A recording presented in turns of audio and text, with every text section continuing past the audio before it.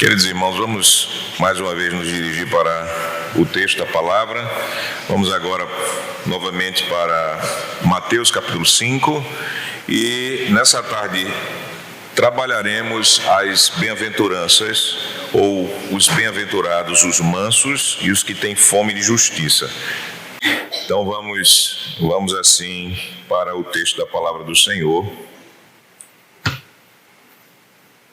Mateus capítulo número 5, versículo de número 5 e 6. Bem-aventurados os mansos, porque herdarão a terra. Bem-aventurados os que têm fome e sede de justiça, porque serão fartos. Essas duas bem-aventuranças. Vamos pensar agora no que a palavra de Deus ela nos ensina sobre os mansos. Os mansos, quando nós estamos trabalhando Mateus capítulo 5, versículo 5, eles devem ser entendidos por nós, novamente eu digo, a partir do Antigo Testamento, a partir das promessas referentes ao reino messiânico, a chegada do reino tão esperado pela igreja. E as bem-aventuranças, assim, são as promessas pactuais dirigidas ao povo de Deus, esse povo de Deus que é humilde de espírito, esse povo de Deus que está chorando por causa dos pecados. Esse povo de Deus, ele também está relacionado aos mansos. Não custa nada eu ter que repetir que quando você está pensando no ser bem-aventurado ou nas bem-aventuranças, vocês não estão escolhendo uma dessas características. Não, todo crente tem todas essas características em Cristo e no estado pactual em que eles vivem, tá bom?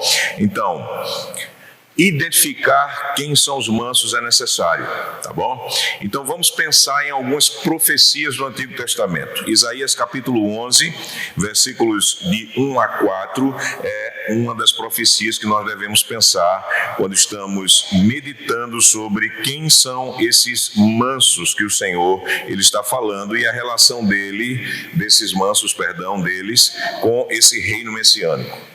Isaías capítulo 11, o versículo 1 a 4 diz assim: do tronco de Jessé sairá um rebento, vocês já sabem quem é, Cristo, e das suas raízes um renovo, repousará sobre ele o Espírito do Senhor, o Espírito de sabedoria e de entendimento, o Espírito de conselho e de fortaleza, o Espírito de conhecimento e de temor do Senhor. Então ele tem a plenitude do Espírito. Jesus Cristo ele tem a plenitude do Espírito. João vai falar sobre essa plenitude de Cristo, falando dos 7 Espíritos de Deus. Então, Jesus é o detentor da plenitude do Espírito e ele concede o Espírito Santo, pois ele é aquele que nos batiza com o Espírito Santo. Então, falando e continuando a falar de Jesus, o texto nos diz: deleitar-se-á no temor do Senhor, não julgando segundo a vista dos seus olhos, nem repreenderá segundo o ouvir dos seus ouvidos.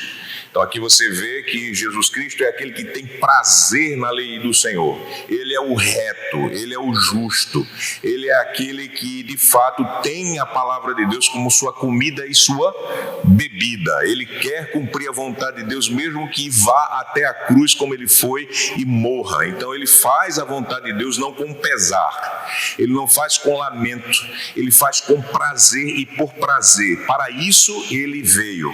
E ele, na sua justa ação de juiz, ele não é aquele que julga conforme a aparência, ele julga com a reta justiça. Ele não vê pobre, ele não vê rico, ele não olha se você tem uma posição social, uma boa intelectualidade, não, ele passa a régua e julgará todo mundo à luz do seu evangelho, à luz da lei do Senhor.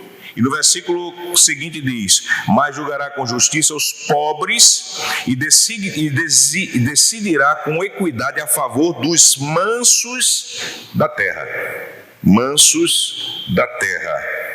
Ferirá a terra com a vara de sua boca e com o sopro dos seus lábios matará o perverso.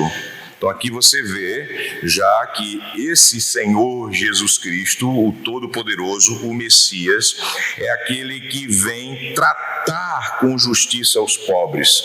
Ele fará isso conforme a regra. A justiça aqui é conforme a regra que o Senhor tem. Ele tratará com justiça os pobres que estavam sendo vilipendiados nesse tempo de Isaías, e por isso o juízo de Deus estava caindo sobre a igreja, e ele decidirá com equidade. Ele não fará acepção de pessoas em favor dos mansos da terra. Então aqui você já vê aquilo que Jesus ele está falando: bem-aventurado os mansos.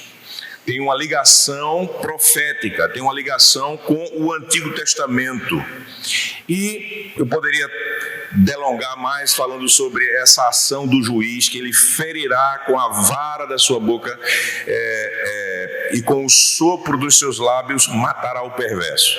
Esse é o juiz, que é o manso, que também julgará com equidade os mansos, fará justiça, exterminará os perversos. Isso que nós vemos no Salmo 2, nós vemos Jesus Cristo não como um bonachão, não como aquele que vai dizer aos perversos: vou passar pano sobre vocês. Não, eu irei exterminar vocês.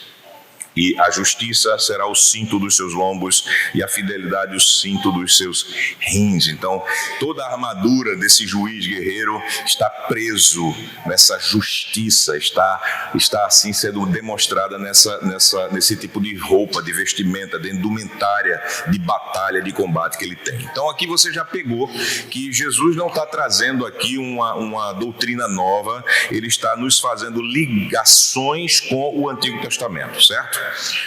Eu poderia citar outros textos, mas por causa do tempo, da fome das crianças, eu vou reduzir o número de textos, tá bom?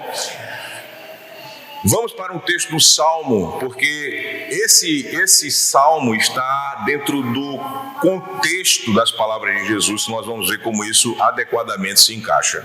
Salmo 37, veja no Salmo 37, Salmo de número 37, o Senhor, pelo Espírito Santo, ele está exortando a igreja a não ficar olhando para a prosperidade dos ímpios e por olhar e admirar e ficar observando porque os ímpios dão tão certo nessa vida, até a saúde dele parece ser melhor do que a nossa como crente.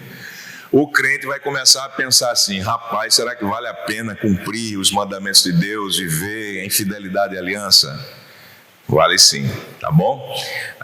Então é uma exortação a não ficarmos, é um salmo de Davi, uma exortação aos crentes. Então veja só, nesse salmo várias vezes o Senhor está falando da nossa bem-aventurança em nos manter não rebeldes aos mandamentos do Senhor, como os ímpios que aparentemente prosperam.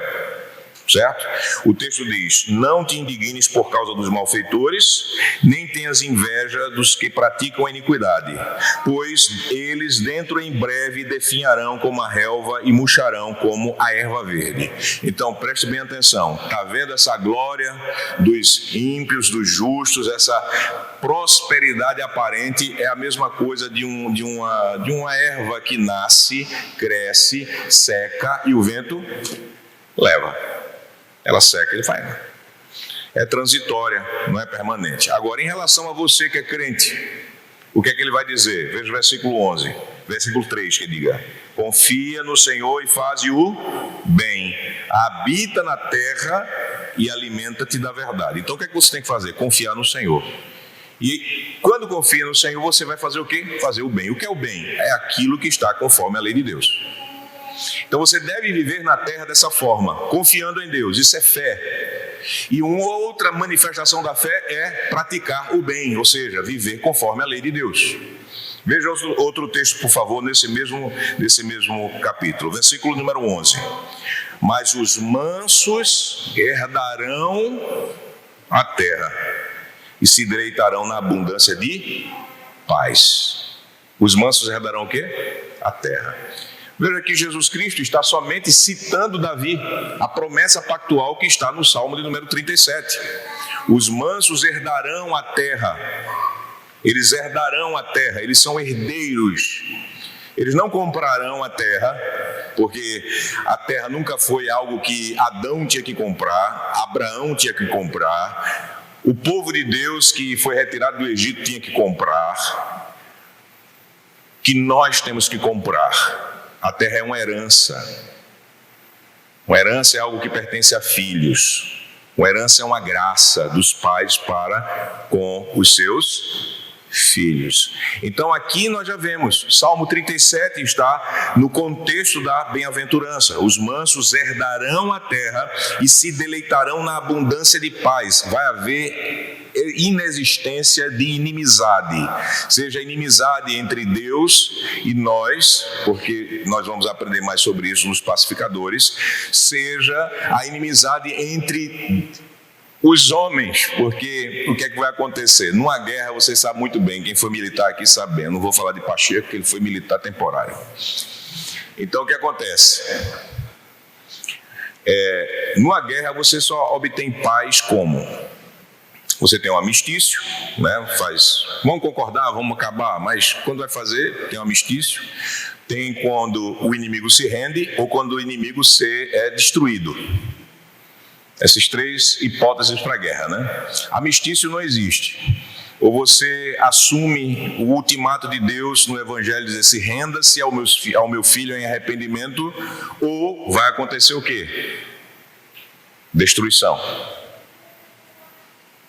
Então haverá paz, porque inimigos não existirão mais. Ou serão rendidos pelo poder soberano de Deus, ou serão destruídos, como o Salmo já fala. Indo ainda mais adiante, veja, versículo 22. Aqueles a quem o Senhor abençoa, aqueles que são bem-aventurados, porque são abençoados, possuirão a terra, e serão exterminados aqueles a quem amaldiçoa. Isso é o Salmo 37. Tá bom? Então, aqueles a quem o Senhor abençoa, e aí você está dentro de um contexto de pacto. Quando é que a bênção de Deus ela é nos prometida? Em uma vida de fé, em uma vida de obediência. Quando eu estiver falando você de vida de fé, eu estou falando de vida de obediência, de amor. Tá bom? Então Deus abençoa, e essa bênção é possuir a terra. Veja o versículo número 29. Os justos, novamente, herdarão a terra e nela habitarão para sempre. E veja o versículo número 34. Espera no Senhor, segue o seu caminho e Ele te exaltará para possuíres a terra. Presenciarás isso quando os ímpios forem exterminados. Novamente, os que esperam, os que confiam no Senhor, os que fazem o bem, os que são obedientes ao Senhor conforme a aliança, eles estão novamente recebendo a promessa de bênção, de possuir a terra. O contrário é extermínio. Pastor Adriano, será que o senhor pegou enganado aí a Bíblia dos Testemunhos de Jeová e está lendo aqui? Não. Isso porque, irmãos, é importante, porque hoje o evangelicalismo moderno, ele cai num tipo de gnosticismo. O mundo material não serve. Mas o que a gente vê na Bíblia? Vê que a bem-aventurança da mansidão, ou o bem-aventurado da mansidão, tem um relacionamento contextual que vem das promessas do Antigo Testamento, e que a terra será a nossa herança, a nossa habitação. A gente vai chegar mais porque ainda não cheguei na promessa. Eu só estou aqui definindo a questão de quê? Do manso. Tá bom? Então, Jesus não está falando algo novo. Jesus não está pregando aqui o que Testemunho de Jeová prega. O que Testemunho de Jeová prega, pelo menos em detalhe em relação ao possuir a terra, os abençoados de Deus, você pode dizer amém a isso. As outras coisas, você tem que examinar e dizer não. Tá bom? Mas em termos de possuir a terra, isso é uma promessa clara de Deus. Então, Jesus nos mostra que os mansos não são uma invenção nova, mas o mesmo grupo pactual do Antigo Testamento. São aqueles que, na esperança da promessa de Deus, eles confiam no Senhor. Eles são aquele remanescente fraco que depende da graça de Deus. Eles são aqueles que são contrários a rebeldes, resistentes, inimigos da vontade do Senhor, aqueles que se opõem à palavra de Deus. Você lembra no Salmo? Todos aqueles que eram caracterizados como oponentes, desobedientes, rebeldes à palavra de Deus, eles são colocados em uma posição antagônica àqueles que são mansos, que herdarão a terra. Então o manso é isso. O manso é aquele que se dobra à vontade do Senhor. É aquele que não está em seu coração em guerra contra o Senhor. É aquele que, quando o Senhor Deus o coloca em certas provações, ele confia que Deus está fazendo ele passar por essas provações para que ele adquira paciência, dependência, humildade, integridade de coração, e aprenda no final que este Deus sempre fará o que é bom, ou seja, é se dobrar, seja a vontade providencial de Deus, seja a vontade revelada de Deus nas Escrituras, em seus mandamentos. O manso não é o rebelde. Isso é ser manso. Às vezes as pessoas pensam que ser manso, é aquela pessoa que, fulaninho, né? Tão bonzinho, rapaz, a mulher dele só falta engolir ele e ele baixa a cabeça. O manso não é isso. O manso é um homem que ele, como Moisés, por exemplo, ele está disposto até matar pelo reino de Deus. É claro, eu usei o exemplo de Moisés, mas Moisés ele foi treinado à mansidão, não é? Porque, em certo sentido, quando a gente vê o testemunho de Moisés lá na morte do egípcio, certo? Números fala sobre isso, Êxodo e Números falam sobre isso.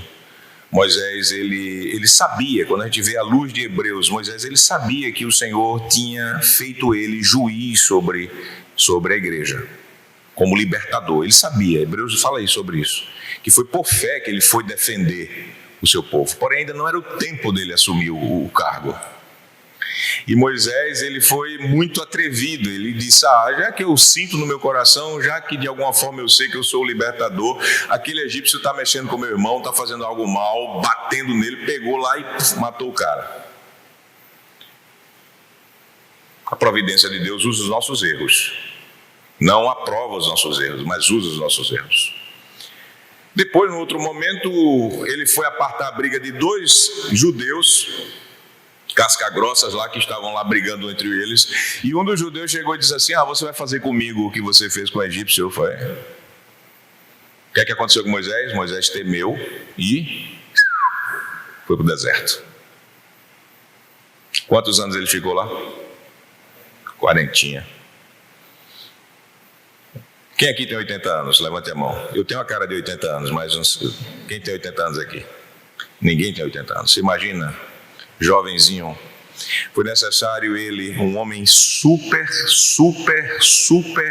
letrado de todas as ciências do Egito.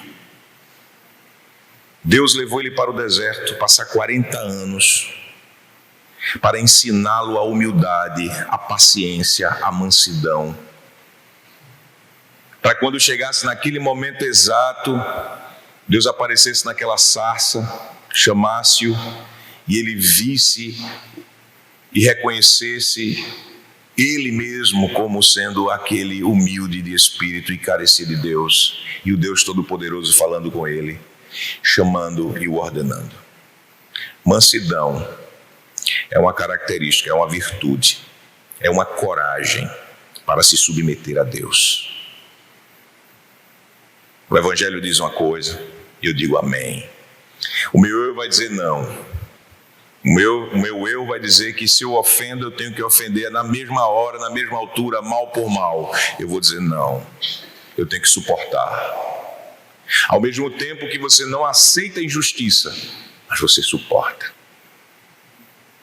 É a capacidade e a coragem de você se manter submisso a vontade seja revelada de Deus, seja a vontade providencial de Deus. E vocês já notaram que a mansidão na Bíblia, junto com a humildade, é a característica que foi enfatizada pelo próprio Senhor Jesus a si mesmo. Vocês lembram disso? Mateus capítulo 11, versículo 29. Vejam que Jesus ele falou de si mesmo. Jesus, ele, de todas as virtudes espirituais, a si mesmo ele se chamou de humilde e manso. Ele ressaltou isso. Mateus 11,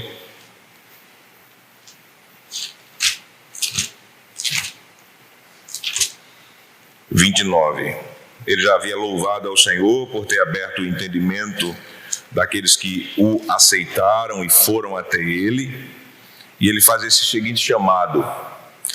No versículo 28 diz assim: vinde a mim todos os que estáis cansados e sobrecarregados, e eu vos aliviarei.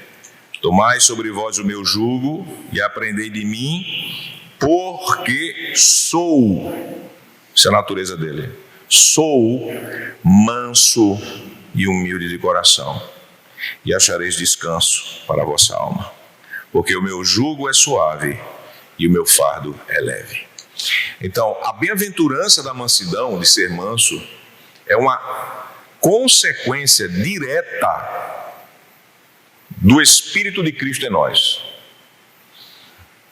Repetindo a vocês, quando eu penso no ser bem-aventurado como manso, eu não estou pensando naquilo que eu quero ser somente, mas aquilo que eu em Cristo sou. Não coisas que eu devo fazer para ser, mas coisas que eu faço porque eu sou. Porque onde o Espírito de Cristo está, o caráter manso aparecerá. Ele mostrar-se-á. Se mostrará no meio das provações. Senhor, eu não entendo porque tu me enviaste esse câncer, mas eu sei que a tua vontade é a única boa, perfeita e agradável, Senhor. Vai doer tanto. Vai doer tanto. Quimio, radioterapia, cirurgia, tudo isso é algo que doloroso, Senhor. Mas eu te bendigo, Senhor. Dá-me força, dá-me graça. Eu não sei porque o Conselho Tutelar inventou de pegar no meu pé e uma multa gigante, porque eu estou querendo criar os meus filhos segundo o mandamento de Deus, cumprindo o voto de batismo, escolhendo o homeschooling. Estou sofrendo, Senhor, mas a tua vontade é boa, perfeita e agradável. Eu vou suportar sem blasfemar o teu nome. O manso, ele mostra essas características, porque ele é manso.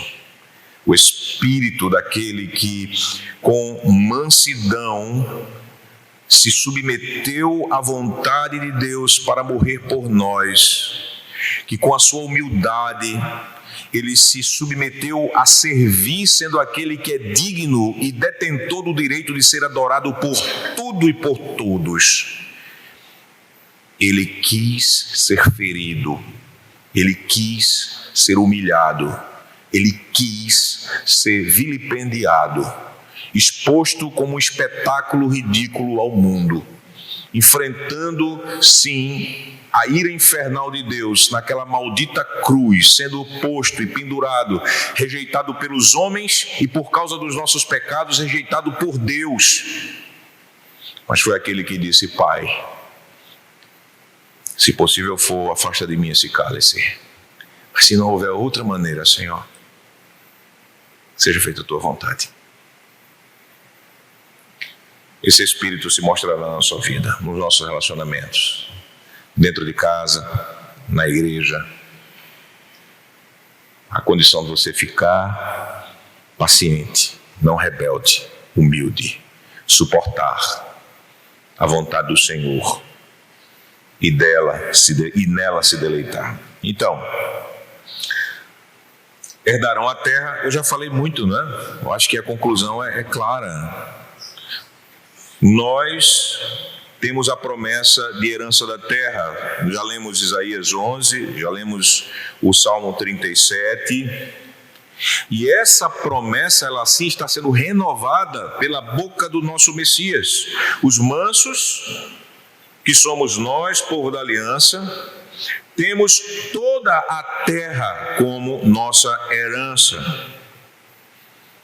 A nova aliança, o reino do Senhor, nós assim podemos contar não só como uma coisa, mas não como uma coisa etérea, não uma coisa imaterial, mas como algo material. Nós receberemos essa herança. Veja que essa era a fé do nosso pai Abraão. Nosso pai Abraão, ele não esperava um pedaço de terra na Palestina. Ele esperava o mundo. Romanos capítulo 4, veja Romanos capítulo número 4. Romanos capítulo número 4, versículo de número 12 e o versículo 13. E pai da circuncisão, falando de Abraão, isto é, daqueles que não são apenas circuncisos, mas também andam nas pisadas da fé que teve Abraão, nosso pai, antes de ser circuncidado. Então, ele é pai, não apenas daqueles que se circuncidaram, mas daqueles que creram, certo? Então, os verdadeiros filhos são os que creram, não somente aqueles que se circuncidaram. Agora o versículo 13. Não foi por intermédio da lei que Abraão ou a sua descendência coube a promessa de ser herdeiro da terra da Palestina, onde todo mundo está se matando lá. É assim que está escrito aqui? Não. Do mundo, do cosmos, e se mediante a justiça da fé. A graça, a promessa que nós temos foi a promessa que Abraão creu. Abraão creu em algo muito mais amplo do que um pedaço de terra pedregoso no Oriente Médio. A visão de Abraão era o mundo, era o cosmos inteiro. E nós temos isso. Nós iremos herdar. Abraham Kuyper, ele dizia o seguinte, que não existe uma polegada no universo que Jesus não diga é meu. Ou seja, ele diz que tudo é dele. E de fato, Jesus é Senhor, ele é dono de tudo. Nós, como herdeiros de Deus, nós herdaremos. Os profetas, eles falaram isso, sobre um novo céu e uma nova terra, como sendo a terra que será possuída pelos mansos. Profeta Isaías 66, versículo 22. Já Isaías, terminando o seu livro, ele está falando das promessas da restauração, da salvação. A igreja já tinha ouvido falar das promessas de castigo, especialmente do cativeiro babilônico que ocorreria cento e tantos anos depois. Isaías viveu o cativeiro assírio. Judá foi preservado, Judá e Benjamim. Foram preservadas essas tribos, mas o Senhor já estava falando por ele o que viria com os caldeus, com os babilônicos, e o povo disse, estamos quebrados. Então nessa parte aqui ele está falando das promessas de salvação, certo? Então é consolo. 66, versículo 22, veja. Porque como os novos céus e a nova terra que hei de fazer estarão diante de mim, diz o Senhor, assim há de estar a vossa prosperidade e o vosso nome. Aqui fala-se de um novo céu e nova terra que o Senhor fará. Assim como esse novo céu e a nova terra, essa nova realidade cósmica, eu guardarei vocês, eu sou fiel.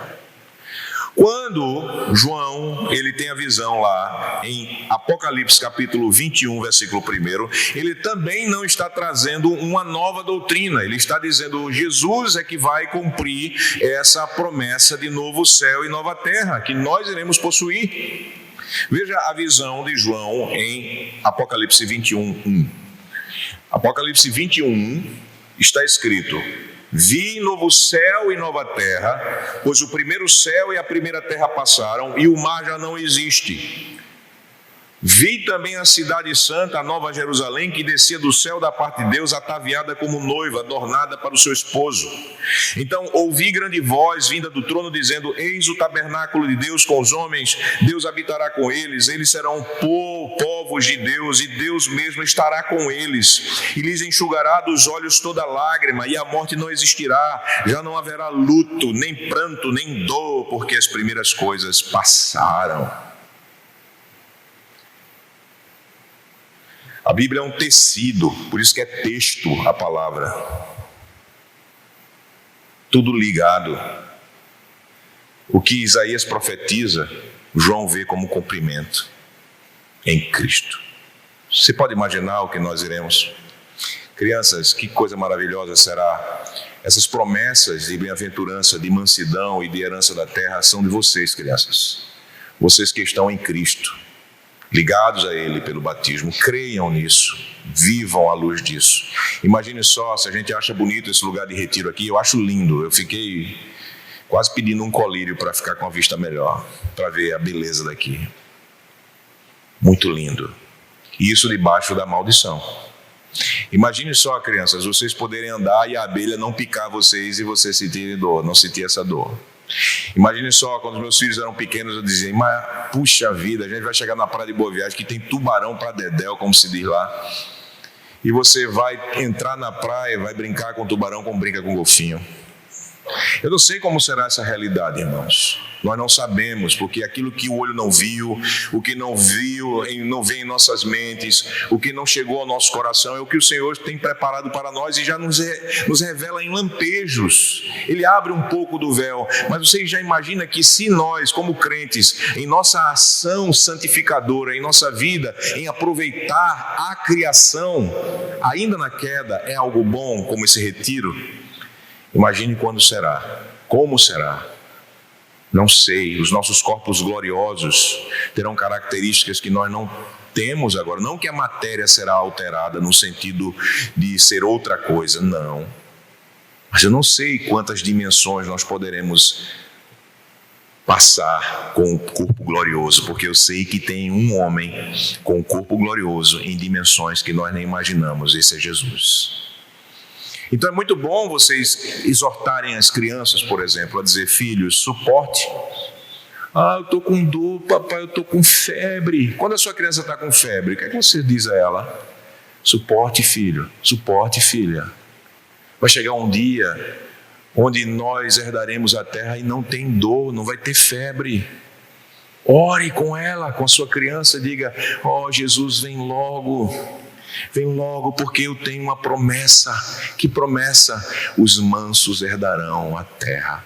Vocês estão vendo como a bem-aventurança tem uma aplicabilidade em nossas vidas desde cedo? Porque essas crianças que vocês têm aqui, esses filhos do pacto, eles não estão fora dessa promessa, eles estão dentro dessa promessa. Nós cremos nisso. Nós oramos e ensinamos nossos filhos a orar: Pai nosso que estás nos céus. Nós oramos assim. Você não diz assim para o seu filho: ore, Pai nosso que está nos céus. Se você for crente, viu, essa oração vai ser ouvida. Ninguém faz esse disclaimer com seus filhos. Faz ou não? Não, se você faz, pare de fazer. Você está fazendo algo que Cristo não autoriza em relação aos seus filhos. Mas veja, você ora: Pai nosso que estás nos céus, santificado seja o seu nome. Agora veja a segunda petição: venha o teu reino. A sua criança ora assim: venha o teu reino. Chamou ele de pai e pede a chegada da herança dos mansos. Aleluias. Tinha muitas aplicações, mas as crianças estão com fome e eu quero que elas não fiquem com fome. Não, mas é melhor, né? Porque aí é provação para elas ficarem mais mansas. Olha, tá vendo, pai? Já dou a dica aí sem cobrar, viu? Quando as crianças estão com fome, filho, suporte, porque vocês serão assim, mansos dessa forma. Quer dizer, vocês mostram mansidão. Mas suporte também, porque toda fome será saciada. A gente chega na próxima bem-aventurança. Então, meus irmãos, o povo da aliança é manso. A promessa da vida eterna tem tudo a ver com o reino messiânico, e você pode ensinar a todos os evangélicos que você vai, com todos os crentes em Cristo, herdar a terra, porque vocês são mansos. E mostrem o testemunho de Cristo, daquilo que vocês são. Não sejam rebeldes, porque é incoerente àquilo que você é. Seja humilde, paciente, se submeta. Porque vocês são bem-aventurados em Cristo. A mansidão daquele que é manso e humilde de coração foi dada a vocês pelo Espírito de Deus. E todos os poderes para você viver essa realidade pactual, Ele não negou a você, Ele deu a você, porque vocês foram regenerados pelo Espírito do manso e humilde Jesus. Quarta bem-aventurança: os que têm fome e sede de justiça. As crianças, fome? Estou com muita. Sede? Pai, estou sedento. E para eu piorar a situação, eu bebo água. Nós passamos pelas 3 bem-aventuranças anteriores e, como eu falei a vocês, elas tinham tudo a ver com aquilo que vocês se veem diante de Deus, tá? Então, essas bem-aventuranças que passamos. Somos humildes de espírito, somos os chorões por causa do pecado, nós temos assim a graça da mansidão, essa humildade que vem de Cristo. Esse é o nosso status. Agora, quando nós chegamos nessas 2 bem-aventuranças que vão seguir, a que tem fome e sede de justiça, e a bem-aventurança dos misericordiosos, são bem-aventuranças, com as outras que restam também, são bem-aventuranças que vão mostrar nossa maturidade no Senhor. Somos maduros. Enquanto nós somos crianças, nós queremos só ser servidos. Mas quando nós crescemos numa maturidade espiritual, nós queremos o quê? Servir. Nós queremos coisas, nós buscamos coisas. Fome e sede de justiça tem tudo a ver com essa nossa maturidade. O exercício da misericórdia tem tudo a ver com essa maturidade. O ser pacificador tem tudo a ver com essa maturidade. E o suportar perseguições tem tudo a ver com essa maturidade. Então essas coisas estão ligadas entre si.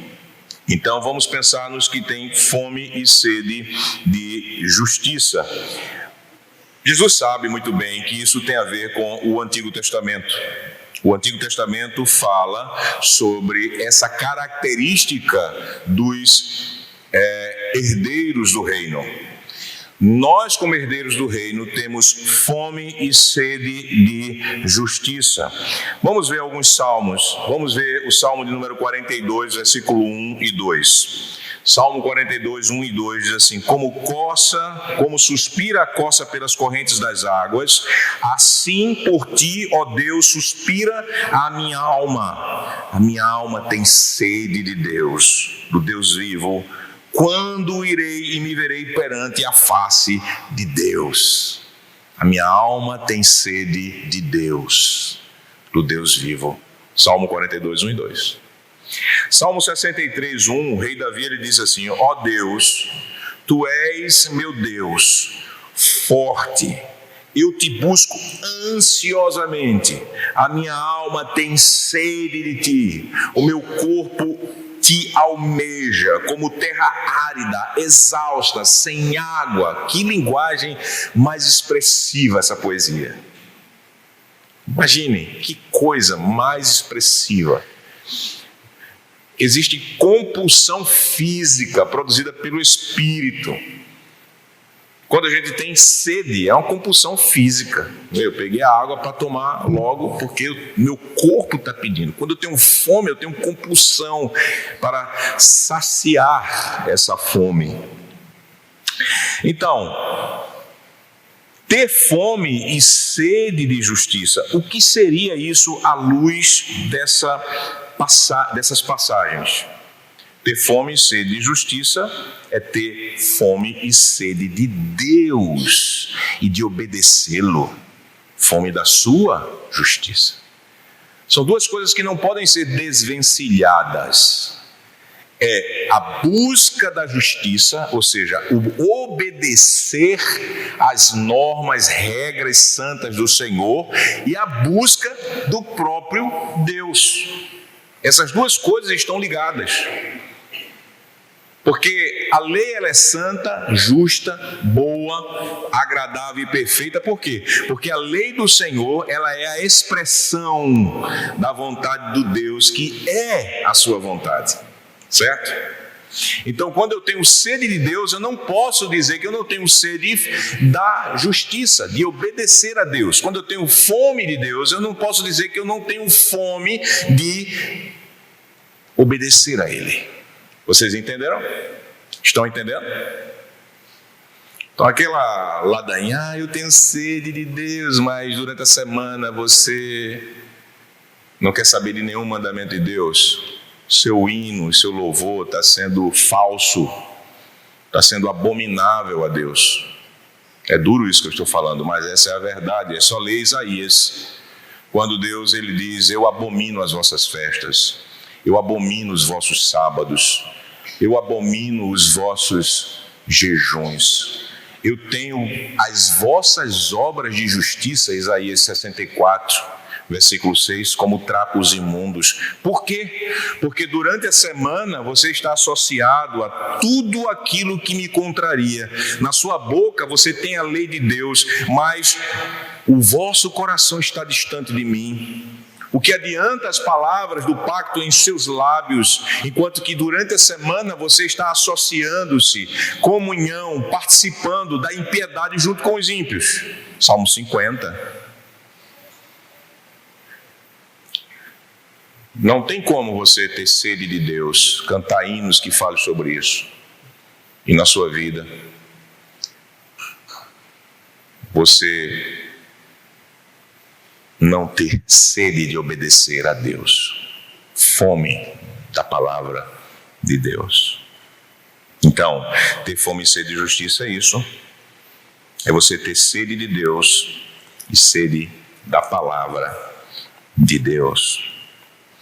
E quando a gente fala em fome e sede, todo mundo entende, especialmente as crianças, de novo, pegando no pé delas, é algo que a gente mata e morre por elas. E Jesus, e o Senhor, Ele está falando isso desde o Antigo Testamento para tocar em nossa mente e no nosso coração, para mostrar a intensidade daquilo que acontece em nós quando somos novas criaturas, seja no Antigo, seja no Novo Testamento. Sabe quando o que é a primeira coisa que a criança faz, né? Quem é mãe e teve crianças aqui sabe muito bem. A primeira coisa depois que ela sai do ventre de sua mãe. Eu tive a oportunidade, é algum sinal do Pacheco para dizer que o tempo está acabando, alguma coisa? Não? Olha a discoteca aqui agora. É alguma criança. É alguma criança, só podia ser. Com fome e sede. Com fome e sede. Mas irmãos, vejam. Eu tive a oportunidade de ver o nascimento de um filho meu. Dos 3 que eu tenho, um eu vi. E é impressionante. Aquela criança retirada do ventre de sua mãe, toda melada ainda e tal. Ela é dada à mãe, foi dado aquele menino. E Alzene, eu vi aquele que tem a maior boca na minha casa. Não digam a ele, isso aí vai sair na internet. Tá? Ele é abençoado, com a boca grande. O que aconteceu, quando Alzene pegou ele já foi... Parece que já vem cheirando o leite, o colostro que está ali. A médica, vai minha filha, vai. Já era o segundo, Alzene já era experiência. Quando vai, chega, eu falei...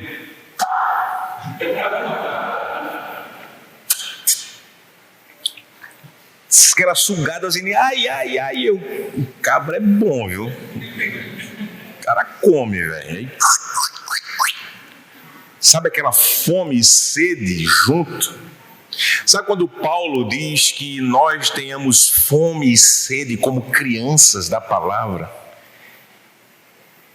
É um sentimento que vem de dentro, que ou eu como e bebo ou eu morro. Assim aconteceu.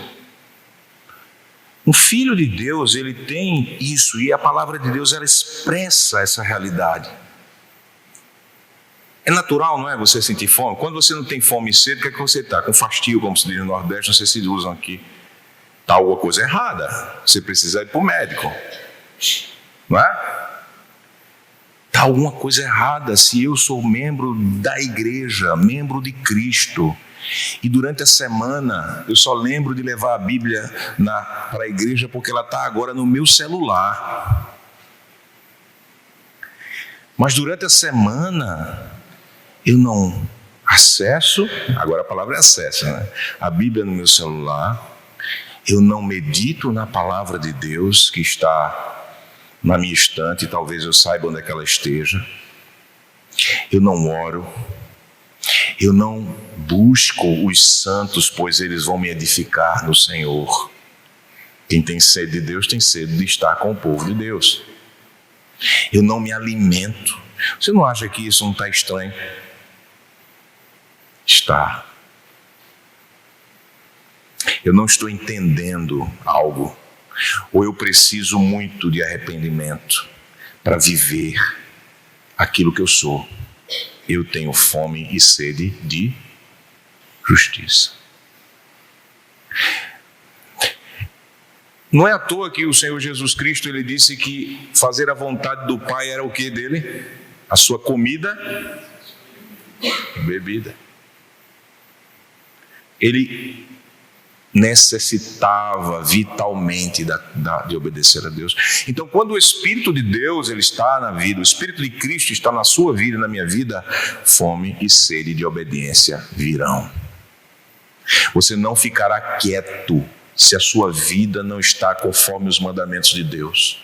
Como você não fica quieto quando você está com fome, com sede.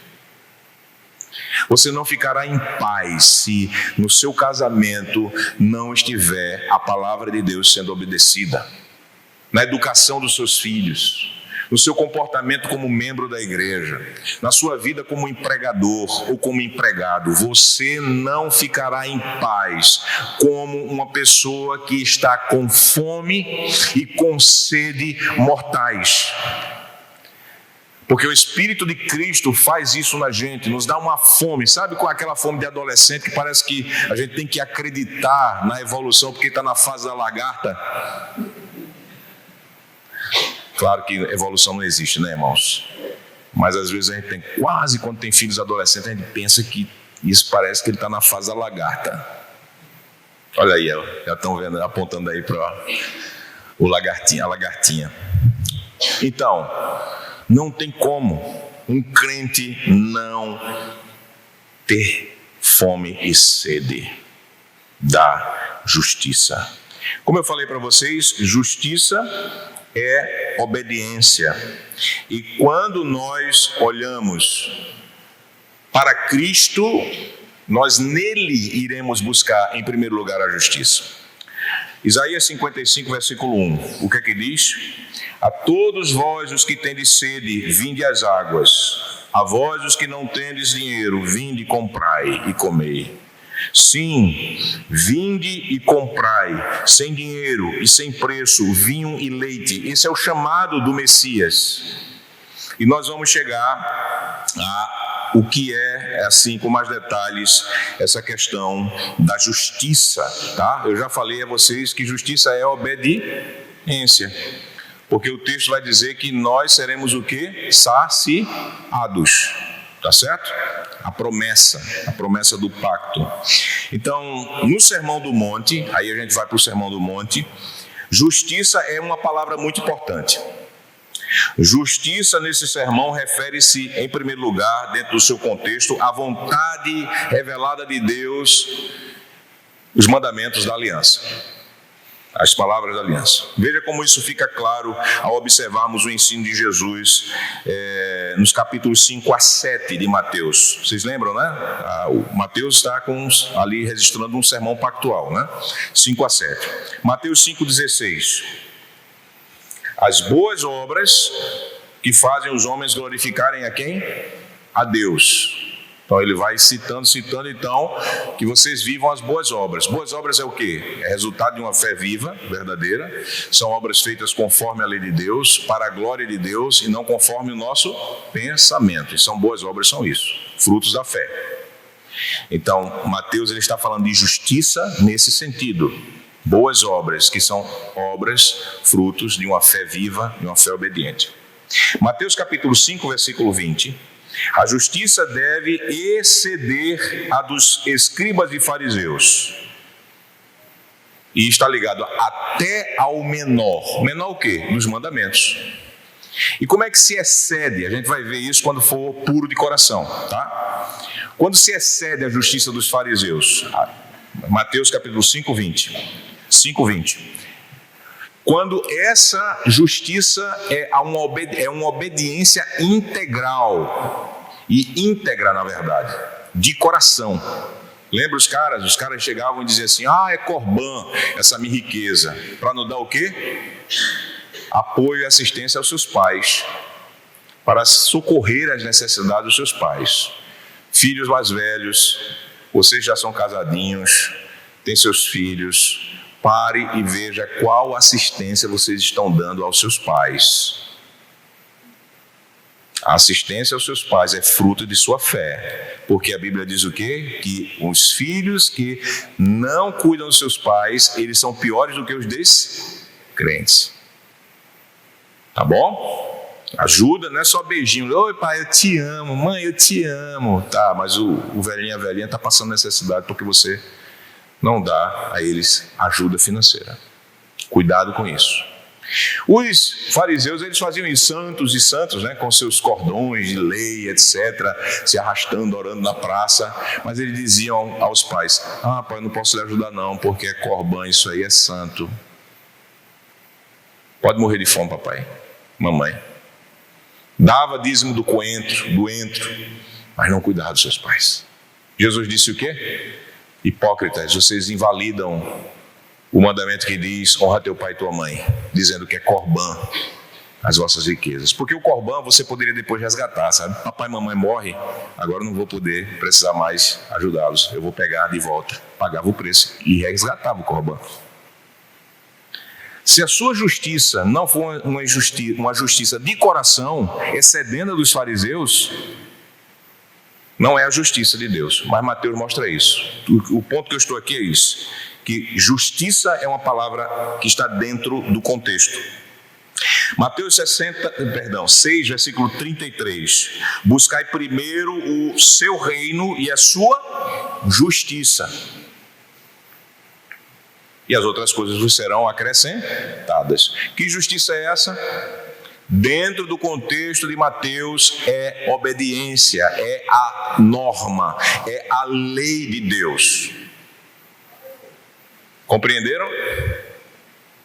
Justiça é isso. Um velho professor canadense, Dr. Hetzman, ele disse o seguinte: essa justiça que temos fome e sede é a justiça exigida na aliança. Isto é, a obediência aos mandamentos como estipulações pactuais, mas corretamente interpretada por Cristo. Então, Jesus pega, por exemplo, o quinto mandamento e diz, o sexto mandamento, e ele diz, não matarás. Vocês ouviram isso? Mas eu vos digo, se você profere palavras ferinas contra o seu próximo, você já é o quê? Assassino. João, nessa mesma interpretação da lei, ele disse que se eu odeio o meu irmão, eu sou o quê? Assassino. Certo? Então, o que acontece? Nós não pegamos a lei somente, não matei. Não matei você não, viu? Na igreja, né? Mas No coração você já deu 10 facadas nele, uns 3 tiros nele, umas 5 foiçadas, e o problema com o seu irmão está resolvido, porque ele morreu no seu coração. A justiça do Senhor que você deve buscar deve ser interpretada à luz de Cristo, tá? Então Hetzman, ele continua. Ao mesmo tempo, na nova aliança, essa justiça também é um dom de Deus. Opa, detalhe agora, importante, tá? Pois ele prometeu escrever a sua lei no seu coração. Tá vendo o que a obra do Espírito Santo faz? Está vendo que uma perspectiva pactual, não vou usar outros adjetivos para isso, substantivo e adjetivo, uma perspectiva pactual, você vai ver esse equilíbrio da verdade, não coloca a obra da regeneração oposta à sua responsabilidade pactual. Pelo contrário, se Deus te regenerou, se Deus te deu o dom da justiça, porque ligou você a Cristo, consequentemente as suas obras refletirão ou mostrarão essa ação do Senhor em sua vida. A justiça da nova aliança também que eu busco, além de obediência, é esse dom de Deus em Cristo Jesus. Portanto, podemos dizer que justiça é igual a uma vida de fé obediente que corresponde à aliança. Conforme a aliança de Deus, aplicada por Jesus, que nos dá o dom para vivermos toda essa justiça. Teremos fartura, se é a promessa. Eu disse a vocês que ia acabar, e a gente lê outra, mas já são 16 e não adiantou, tá vendo, Pacheco? Mas a gente vai chegar. Como é que a gente vai saciar essa fome? Ainda dentro da lógica da aliança, serão fartos corresponde à promessa de Isaías 55. Aquele que tem sede e fome, venha a mim, Jesus chama. Também a realidade espiritual de Jeremias 31, porque Deus mesmo, Ele satisfaz esta fome dando a sua justiça pactualmente prometida. O Senhor, Ele faz uma aliança eterna, o Senhor, Ele perdoa os pecados, o Senhor escreve sua lei no coração dos seus eleitos e Ele mantém esse povo na retidão, isto é, no caminho da obediência. Efésios capítulo 2, versículo 10 diz o quê? Porque somos feituras dele, criados em Cristo Jesus para as boas obras, as quais Deus de antemão preparou para que andássemos nela. O Catecismo Maior de Westminster, salvo engano, pergunta e resposta 32 vai dizer que as boas obras são o caminho da salvação. Não significa que é um caminho paralelo a Cristo, não é. Mas ele está falando que é esse caminho que o Espírito Santo fala. Boas obras que Deus preparou é o caminho que nós vamos andar até chegar ao final. Então, Deus, Ele faz tudo isso. Agora, o chamado pactual dentro do contexto do Sermão do Monte significa que os que têm fome e sede de justiça, eles serão introduzidos na realidade do reino dos céus, onde a vontade de Deus ela é feita e viverão sob reinado justo.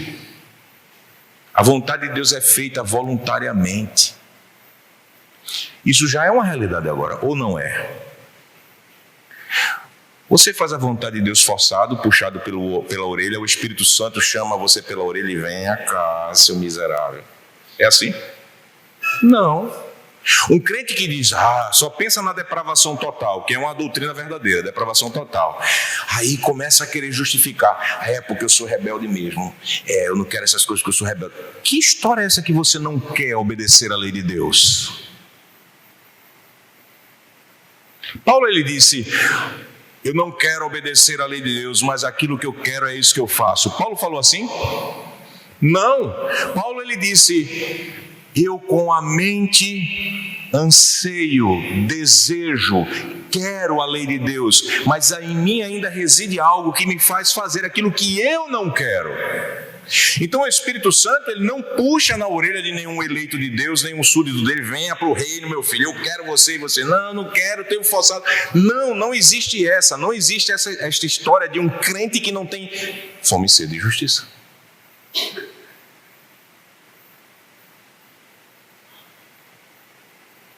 O Sermão do Monte, você anseia e algo já aconteceu em você.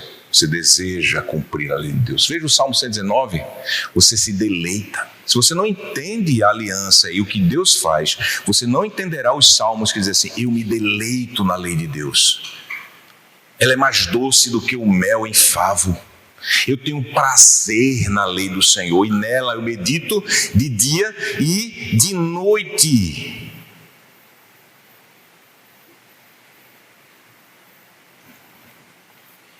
E vai chegar um momento onde a fartura acontecerá. Vai ser quando o pecado for extirpado de nós, onde Deus será tudo em todos. Sinclair Ferguson, ele falou que a justiça que nós devemos buscar tem 3 dimensões. É feito um triângulo, né? Um triângulo, ele é só completo se ele tiver 3 lados. Tá? Sinclair Ferguson, meu amigo. Olha que liberdade, nem sabe que eu existo. Mas... na primeira dimensão nós temos a justiça de Deus em Cristo. Nós recebemos a justiça de Deus em Cristo. Ele é o justo. E ele foi justo para ser o cordeiro que ele era e tomar o nosso lugar diante de Deus e morrer na cruz. E a justiça dele ser imputada a nós. E assim somos justos diante dele. Essa é a primeira dimensão, que nós já temos sede disso e fome disso, e em Cristo somos saciados. Vinde a mim, vocês que estão. Isaías 55. A segunda dimensão, ele afirma, Sinclair Ferguson: não podemos receber a Cristo como nosso Salvador se não estivermos dispostos a que ele de fato seja precisamente o que ele é: Salvador, no sentido de Senhor. Como tal, ele nos salva do poder do pecado e da sua influência, da influência do pecado. Jesus, ele não traz unicamente remissão dos pecados e da influência do pecado, mas Jesus também opera em nós para vivermos em nosso relacionamento com Deus, santidade. Assim, em Romanos 5:21 é um texto muito importante citado por ele. Paulo, ele declara que a graça de Deus reina em nossas vidas pela justiça. A graça de Deus reina em nossa vida pela justiça. Sinclair Ferguson continua: a graça não é um presente somente. A graça é o Rei soberano que reina sobre nós em Cristo. Ela reina. E reina mediante a justiça e retidão, nunca parte da justiça. Vocês entenderam a profundidade disso? A graça de Deus, ela reina pela justiça. Quando é que eu vejo que você é um crente cheio da graça de Deus? Quando eu vejo você obedecendo a Deus. Entenderam? Você subjugando aos mandamentos de Deus. Aquilo é um crente cheio de graça. Não é porque ele é piadista. Não é porque ele está cheio de tarefas dentro da igreja. Mas é porque ele obedece ao Senhor com um coração íntegro em todas as coisas que ele faz. Vocês entenderam isso? A graça reina pela justiça. Onde Cristo reina, a lei do Senhor está sendo obedecida voluntariamente. Essa é a segunda dimensão. E a terceira e última dimensão, para a gente encerrar, eu já disse encerrar umas 3 vezes, não foi 4, foi. A terceira e última dimensão é aquilo que, uma palavra que muitas pessoas, não sei porquê, tem muitas pessoas que têm medo dessa palavra: teonomia. Teonomia. Rapaz, teonomia. Mas é isso que Ferguson ensina. Em outras palavras, ele não usa teonomia, mas é teonomia. O que é que ele diz? A perfeita justiça envolve nossa busca por vê-la estabelecida em todos os lugares. Ou seja, todos os lugares sendo obedientes ao que Deus revela. E Ferguson continua, apresenta os instrumentos que os cristãos devem usar para que a perfeita justiça seja estabelecida na terra. Certo? A perfeita justiça. Quais instrumentos? Ele vai dizer, devemos ser moralmente íntegros em nossa vida. Devemos desenvolver relacionamentos de evangelismo em tudo o que fazemos, objetivando, tendo como alvo, reformar a sociedade e conformá-la aos ensinamentos de Cristo. O evangelismo, o fazer missões e o servir à reforma social não devem ser considerados alternativas para o cristão, uma coisa ou outra, Ferguson diz. São trabalhos que caminham juntos. Sabe que você que é a luz do mundo e sal da terra? É isso, em outras palavras. Tem como você, na sua repartição pública, você ficar conivente com aquela licitação que superfaturou o preço de um serviço para o governo e você ficar calado e não denunciar? Quando seus colegas da repartição olham para você e dizem, rapaz, a gente tem que esconder isso de fulano, porque se fulano vê isso, Lava Jato vai ser coisa pequena. O temor, a mudança. Um governante, um juiz justo, crente. Não é um cara que fica fazendo meia boca e fazendo discurso para lá e para cá, como se fosse equilibrado. Não, é aquele que diz assim, o justo está preso, eu irei soltá-lo e irei entregar todo mundo que está sendo conivente. Onde ele estiver, o sal e a luz se verá. Essa é a dimensão que Ferguson ele vai falar sobre, em outras palavras ele não quer usar, mas teonomia. Um rei crente, um governante crente, seja ele presidente, governador de estado, prefeito, legislador, juiz, não importa. A sua conduta fará a justiça, a obediência a Deus ser mostrada. E isso tem tudo a ver com a nossa vida. Novamente, a oração do Senhor. Na oração do Senhor, nós ensinamos aos nossos filhos a eles orarem. Diz o quê? A terceira petição. Faça-se a tua vontade, assim na terra como no céu. O que é isso?